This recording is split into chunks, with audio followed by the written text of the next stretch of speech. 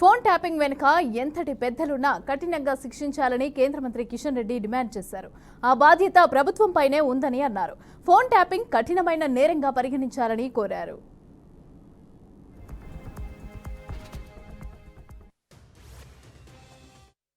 జరిగినటువంటి phone tapping వ్యవహారం మరి ఈరోజు ఒక సంచలనాన్ని సృష్టిస్తుంది.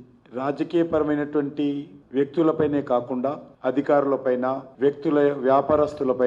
వ్యాపారస్తుల వ్యక్తిగత జీవితాలకు సంబంధించినటువంటి కార్యక్రమాలపైన ఫోన్ ట్యాపింగ్ చేసి పోలీస్ అధికారులు మాఫియాగా ఏర్పడి బీఆర్ఎస్ మాఫియా రాజ్యంలో ఒక వెలుగునటువంటి అధికారులు దానిపైన సమగ్రమైనటువంటి చర్యలు తీసుకోవాల్సిందిగా నేను ఈ సందర్భంగా పోలీస్ అధికారులను కోరుతా ఉన్నాను.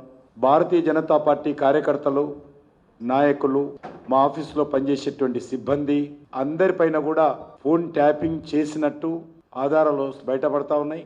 దీనిపైన కఠినంగా వ్యవహరించాలి. ఏమాత్రం కూడా మరి నిర్లక్ష్యం చేయకుండా రాజ్యాంగం కల్పించినటువంటి పౌరుల ప్రాథమిక హక్కులు భంగం కలిగే విధంగా వ్యవహారం చేశారు. దేశ భద్రత కావచ్చు, ఉగ్రవాద యాంగిల్లో కావచ్చు, ఆ రకమైనటువంటి దాంట్లోనే ఫోన్ ట్యాపింగ్ చేయడానికి అవకాశం ఉంది. అది కూడా ముందస్తు అనుమతులు ఉన్నతాధికారుల దగ్గర తీసుకున్న తర్వాతనే చేయాలి.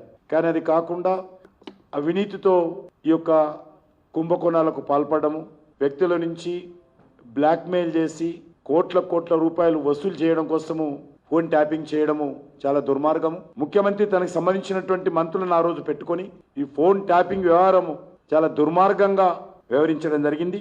దీనిపైన ఉన్నత స్థాయి దర్యాప్తు జరపాలి, న్యాయ విచారణ జరపాలని నేను ఈ సందర్భంగా డిమాండ్ చేస్తా ఉన్నాను.